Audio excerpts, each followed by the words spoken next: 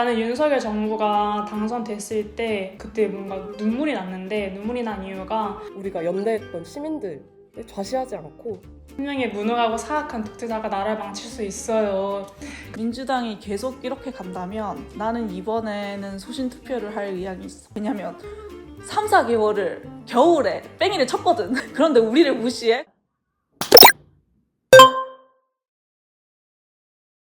이번에 지금 대선이 얼마 안 남았는데 앞으로 들어올 새 정부와 그 지금 현재 대통령 후보들에게 바라는 것이 있는지, 어떤 세상이 되길 바라는지, 그리고 지금의 민주당의 그 행보들을 보면서 이거 말해도 되나? 어떤 심경이 들었는지 얘기해 줄 수 있어?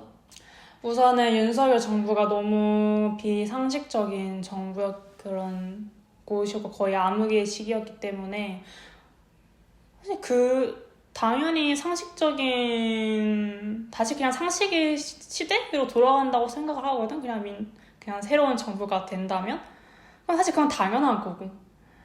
그리고 바라는 게 있다면 나를 포함해서 내 주변 친구들도 그렇고 정치에 관심이 굉장히 높은 만큼 그만큼 정치 효능감이 너무 낮고, 정치에 참여하고 있는데도 불구하고 정치에서 배제된다는 느낌을 사실 지울 수가 없고, 그래서 사실 그런 상황이 반복되다 보니까 조금 많이 우울해지는 것 같아. 그래서 내가 뭘 한다고 바뀔까 싶은? 당연한 게 당연히 처벌받고, 그러니까 가해자가 당연히 처벌을 받고 피해자가 당연히 새로운 삶을 사고, 사실 너무 당연한 거잖아. 근데 우리 이거 당연한 거를 뭔가 생존권을 쥐고 시위를 하고 있는 거잖아. 이런 걸 좀 그만 보고 싶은 마음이지. 그러니까 정치 효능감을 좀 많이 느끼고 싶어. 내가 던진 표만큼 내가 이 사회의 구성원으로 포함되어 있구나. 나는 윤석열 정부가 당선됐을 때 그때 뭔가 눈물이 났는데, 눈물이 난 이유가 이 세상은 20대 여성들의 삶에 관심이 없구나라는 거였어. 그래서 버려졌다는 느낌? 그게 너무 세게 왔고, 사실 그래서 당선된 이후에 쭉 그런 행보들을 봤을 때 나는 이미 당선 그 날부터 그걸 예상했기 때문에 고통스럽게 했는데 그렇게 의외는 아니었어. 너무 당연한 결과였으니까. 여성 혐오 정치로 당선된 당선인이 마땅히 받는 절차였으니까. 그래서 이번에는 정말 그거와 정반대되는 그런 정치를 하면 좋겠다는 바람이 있지. 이번에 민주당에서 아마 집권을 하게 될 것 같은데 이제 그분들도 계속해서 이제 집회 현장에 나와서 연대를 하셨고, 당원분들뿐만 아니라 정말 정치인들도 계속해서 자리를 했고 얼굴을 비쳤고, 이런 모습들을 계속 봐왔는데, 이제 그분들이 함께했던 자리가 아까 계속 얘기했던 것처럼 소수자들이 가시화됐고, 그리고 더 의미 있는 연대가 계속 나왔던 자리다 보니까, 그래서 그분들이 그런 연대를 좀 더 진심으로 받아들였기를 나는 바라고 있단 말이야. 그래서 그게 진짜 그냥 정치적 행보를 위해서 그냥 그 중에 하나로 뭐 그냥 이 현장에만 갔다, 뭐 얼굴 비쳤다, 그냥 이런 게 아니라 어찌 보면 그분들이 집권해줄 수 있게 한 이런 우리가 연대했던 시민들을 좌시하지 않고, 특히 이제 그동안 소외받아왔던 그런 주체들을 조금 더 신경 쓰고 이 사람들이 계속해서 드러날 수 있게, 그리고 존중받을 수 있는 그런 사회로 만들어줬으면 좋겠다, 이런 바람이 좀 크게 있는 것 같아. 근데 이번에 민주당에서 어제 이제 올라온 그랬을까? 기사를 봤는데 어. 그 어떤 여성의 이번에 어떤 집회에서의 참여나 정치적 참여가 되게 높았잖아. 근데 그 여성을 그냥 청문으로 그니까. 뭉그리고, 그리고 퀴어에 대한 얘기도 많이 배제를 하고, 젠더 관련해서 그렇게 뭔가 조금 퇴보적인 어떤 전략들을 세웠는데 그거에 대해서는 어떻게 생각해? 아무래도 새 정부는 민주당이 될 가능성이 되게 크잖아. 그치. 근데 이번에 뭐 이재명이 공공기관에서 소수자들을 30% 이상 뽑겠다? 뭐 그런 공약은 했더라고. 근데 오히려 반대로 여성 중심의 정책은 내놓지 않겠다 그랬잖아. 굳이 트러블 만들지 않겠다고 한 거잖아, 표를 위해서. 모르겠다. 그러니까 그게 그들 나름의 전략적인 선택인 걸까? 어차피 여성들은 뭔가 상식이 통하는 사람들이고 그러니까 민주당을 당연히 뽑겠고 근데 나도 왜냐면 난 내 표가 그들에게 가야 된다고 생각을 하니까 근데 주고 나도 내가 원한 나의 뭔가 삶과 맞닿아 있는 정치인한테 표를 주고 싶은데 아직은 그럴 수 없기 때문에 그렇긴 한데 포기하고 가야 되는 어떤 상황들이 자꾸 생기고. 그치 그러니까 그치 솔직히 이번에 탄핵 전국 때 응원봉이라든지 그런 아이돌 노래라든지 이런 거 솔직히 다 청년 여성들이 주도한 거잖아요. 다 청년 여성들이 시작했고 주도했고 함께 했고 근데 그거를 그 흐름에 편승만 해놓고 지네들이 될 것 같으니까 다 무시해버리고 일단 이건 너무 화가 나고요. 근데 또 이러면서 한편으로 드는 생각은 안타깝기는 하지만 지금 세상이 그래도 진보해 나가고 있는 과정 중에 하나라는 생각은 듣는 것 같아.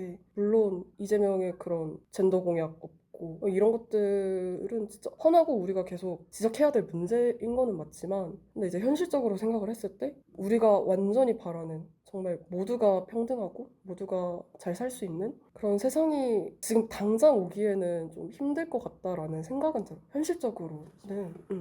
근데 또 그런 게 있는 것 같아. 아까 성주가 뭐 전략적인 선택인가? 여자들은 어쨌든 상식적인 선택을 할 선택을 할 거니까 거니까. 근데 지난번에 이재명이 대선 캠프 했을 때도 되게 박지원이라는 맞아. 사람이 되게 이용만 되고 끝나는 느낌이었잖아. 맞아 그래서 이게 과연 전략적인 걸까? 아니면 이들의 본색일까? 라는 생각도 되게 많이 들어. 근데 뭔가 계속 생각을 하게 되는 게 애초에 거기 있는 정치인들이 다 40, 50대 서울대 이런 남자들이잖아. 그러니까 그 사람들은 20대 여성들의 삶에 그냥 쉽게 말하면 그냥 관심이 없다고 생각해. 관심이 없고 그 삶을 깊게 들여보지도 않고 되게 탄핵 국면이 길어지면서 광장에서 수많은 얘기들이 반복적으로 나왔잖아. 양곡법 해달라, 차별금지법 해달라, 이거 우리 진짜 해야 한다, 이런 얘기들이 나왔는데 사실 그것만 봐도 대통령이 뭐 해야 되는지 다 알 수 있어. 정부가 시민들이 뭘 원하는지를 다 알 수가 있어. 그거 다 해줬으면 좋겠어, 솔직히. 지금 새로 나올 정부 그거 시민들이 만들어준 거잖아. 진짜 시민들이 그 추운 겨울밤에 그 콘크리트 바닥에 시멘트 바닥에 앉아가지고 투쟁하지 않았다면 세워지지 않았을 정부잖아. 그래서 시민들이 얼굴 까고 라이브 스트리밍에 나오면서 얘기했던 것들 다 들어줬으면 좋겠어. 그리고 이번에 느꼈던 게 우리가 생각했던 상권 분립, 민주주의 이거가 탄탄하지 않구나. 아직 정비해야 할 곳이 많구나. 사람들이 이렇게나 원하는데 헌재만이 이제 대통령을 파면할 수 있고 국회에 법적으로 그렇게 하면 안 되는데 국회에 군인들을 들여보낼 수 있고 그런 것들을 보면서 이 한국의 민주주의 시스템 자체를 근본적으로 고칠 필요가 있겠다 이런 생각이 들었고 새 정부가 들어선다면 그걸 해줬으면 좋겠어. 사실 제일 바라는 건 그거야. 나는 지금 그 전까지는 이제 계속 우리가 말했던 게 뭐 동일 노동, 도동일 임금 이런 거였잖아. OECD 국가 중에 뭐 여성 임금이 제일 낮고 여성 그 고위 관료층 그 임원들도 비율이 제일 낮고 이런 것들. 그래서 사실 그 전까지는 계속 그런 거를 주창하긴 했는데 최근 들어서는 솔직히 좀 생존의 위협을 느껴. 그러니까 내가 그거 이전에 너무 1차적인 욕구가 충족이 안 되는 거야. 그러니까 일단 생존의 욕구가 먼저 충족이 돼야지 그 다음 것을 바라게 되잖아. 근데 나는 이 대한민국에서 내 생존조차도 약간 위협을 받고 있는 거라서 그래서 약간 이게 너무 이상한 거야. 내가 표를 가진 유권자인데 내가 정치인들이 바라는 게 내 삶을 좀 지켜달라고 이게 맞나 싶은 거지. 왜냐면 그 다른 소위 청년 남성들 그 사람들이나 다른 사람들은 다 본인의 삶을 더 뭐 어떻게 해달라, 뭐 역차별을 어떻게 해달라 이런 말을 하는데 우리는 지금 여성을 죽지 않게 해달라는 말을 하고 있는 거잖아. 그래서 너무 또 그게 다르다. 질문에 그 어떤 뭐라고 해야 되지? 그 층위가 다른 느낌? 그러니까 우리가 요구하고 있는 것의 층위가 다른 거지. 우리의 기본권이 애초에 보장되어 있지 않으니까 그 위에 이제 남성들이 얘기하고 있는 자아 실현에 대한 요구가 우리는 너무 먼 얘기처럼 맞아. 느껴지고 그러는 건데 그래서 우리가 지금 새 정부에게 요구하는 것은 안전한 일단은 맞아 그런 거 같아. 그러려면 일단은 솔직히 말해서 지금 청년으로 이렇게 합치는 것 자체가 맞아. 뭔가 여성과 남성의 문제가 되게 동일하다고 생각을 하고 이 둘이 겪는 어떤 취업난이나 결혼에 대한 것들이나 이런 것들을 그냥 다 동일시 여겨가지고 자아 실현의 문제로만 보려고 하는 건데 일단은 거기서 여성을 더 다뤄야 되는 이유는 여성의 생존권 자체가 위협받고 있다는 거가 이제 요지인 거잖아. 맞아. 근데 너무 그렇기 때문에 지금 민주당의 형태가 아무리 전략적이라고 하는데 그 부분에 간과해서는 절대 안 될 것 같다는 맞아. 생각이 들어. 애초에 우리가 확인했잖아. 그 뭐냐? 폭동. 뭐지? 서부지법? 응. 그때 어른들이 하는 말이 남자애들은 왜 그래? 막 이러면서 여자들이랑 같은 교육을 받고 자랐는데 여자들은 저렇게 응원을 시위하는데 왜 남자들은 왜 저래? 라고 너무 많이 물어봐. 우리는 우리 또래의 그런 이대남들을, 청년 남성들은 뭔가 이준석에 환호하고 윤석열의 그 공약에 표를 던지는 그런 사람들을 계속 경계를 하고 있었잖아. 근데 어른들이 봤을 때는 갑자기 왜 저래인 거잖아. 그럼 민주당도 그렇게 보는 건가? 갑자기 왜 저래? 쟤네들? 이렇게? 그리고 청년들은 아니야. 그냥 쟤네들이 좀 이상한 거야. 이렇게 보는 건가? 이 광장에 나온 사람들은 국힘을 어떻게든 저지하려고 할 것이다. 그러니 어쩔 수 없이 거대 정당인 우리를 찍을 것이다. 라는 생각을 하고 집도끼처럼 그냥 더 생각하게 된 것 같아. 나는 그게 굉장히 기분이 나쁘고 사실 나는 지난 대선에서 전략투표로 이재명을 찍었거든? 그때는 비례 말고는 다 전략투표를 해왔는데 민주당이 계속 이렇게 간다면 나는 이번에는 소신투표를 할 의향이 있어. 이거는 나 말고도 이 모욕감을 느낀 많은 여성들 소수자들이 있을 거야. 그래서 이번에는 전략투표 안 할 사람들 많을 거야. 왜냐면 3, 4개월을 겨울에 뺑이를 쳤거든. 그런데 우리를 무시해? 그러면 너무 모욕감이 드는 거지. 실망감이 아니라 이건 모욕감이야. 사람들은 그거는 못 넘어가거든. 너무 짧았어 그 순간은. 내가 국민이 되는 순간 너무 짧았어. 그 후엔 다시 나는 내 정치적 의견은 그들의 표에서 배제되고 있잖아. 그럼 내가 어디서 느껴? 맨 마지막으로 이번 이 12.3 내란 사태가 앞으로 어떻게 기록되고 어떻게 기억될 것 같아? 일단은 계엄 자체는 정말 말도 안 되고 비상식적인 일이기는 했지만 그걸 계기로 또 오히려 우리 시민들이 뭐 연대할 수 있었던 그런, 이렇게 말하면 아이러니하긴 한데 원동력이 될 수 있었다? 물론 그건 나쁜 일인 건 맞아. 윤석열 정말 이상한 짓 했고 진짜 죽을 짓 했는데 어쨌든 그게 좀 기점이 돼서 우리가 더 성숙한 논의들을 하기 시작했고 이제 소수자들이 또 가시화되기 시작했고 그래서 사람들의 관심도 더 이제 다양해진 것 같아서 그래서 이런 흐름을 잘 이어나갔으면 좋겠다. 사람들이 연대해 나가는 과정 중에 하나의 기점이 됐다. 약간 나는 이런 식으로 기억을 할 것 같아. 처음에 그 윤석열 당선 됐을 때 이제 내가 엄마한테 전화해가지고 막 이제 괴로워하니까 엄마가 괜찮아. 민주주의가 그렇게 호락호락하지 않아. 그리고 한 명의 나라를 그렇게 망칠 수 없어. 라고 이제 나를 위로하려고 그렇게 말을 했는데 나는 이제 딱 계엄이 터지자마자 엄마한테 했던 말이 그거였지. 엄마, 한 명의 무능하고 사악한 독재자가 나라를 망칠 수 있어요. 그러면서 이제 그거 쭉 봤었지. 계엄 무효 표결 확인하고 나서야 그래도 민주주의가 호락호락하진 않네요, 엄마. 이랬던 기억이 있어. 그래서 그때 했던 게 한 명의 독재자가 나라를 망칠 수 있구나. 그럼에도 불구하고 민주주의가 또 그렇게 호락호락하진 않구나.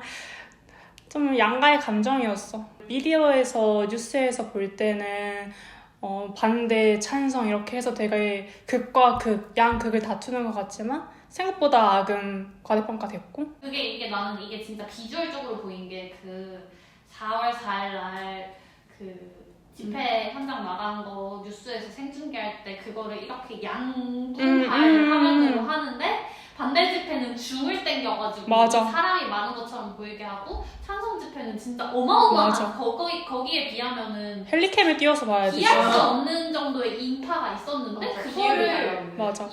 그냥 똑같은 분할 화면으로 이렇게 보여준다는 것 자체가 너무 말이 안 되고 그냥 이게 약간 그런 것 같아. 뭔가 남성과 여성을 자꾸 동일선상에 놓고 본다거나 뭔가 이게 다 되게 같은 맥락인 것 같은데 사실은 이거 대 이거 뭐 찬성 대 반대라는 구도 자체가 말이 안 되는 건데 이거 자꾸 찬성 반대 구도로 가지고 가잖아. 그러면 이게 되게 논의할 맞아, 가치가 맞아. 있는 의제인 것처럼 하는데 맞아. 가치가 있어? 우리의 민주화 운동이 20세기에 끝난 것이 아니었다 라고 기록될 것 같아. 이제 과거를 몇십 년 뒤에 돌아보면 한국의 민주화 운동은 21세기에도 계속되어 있으며 그동안 박근혜는 계엄을 하려고 했고 윤석열은 실제로 계엄을 했다. 그래서 시민들이 계속 거리로 나와서 민주화 운동을 했다. 이렇게 기록될 것 같아. 그 역사의 큰 흐름에서 보면 사실 그 80년대와 그 2020년대는 그렇게까지 긴 기간은 아니잖아. 그래서 아마 민주주의가 아직은 미성숙했던 시대로 기억될 것 같아. 그리고 한국의 시민들이 얼마나 단결할 수 있는지, 그 힘이 20세기에 끝나지 않고 21세기에도 지속이 됐는지로 기억될 것 같아. 좋아요. 힘들지만 우리 파이팅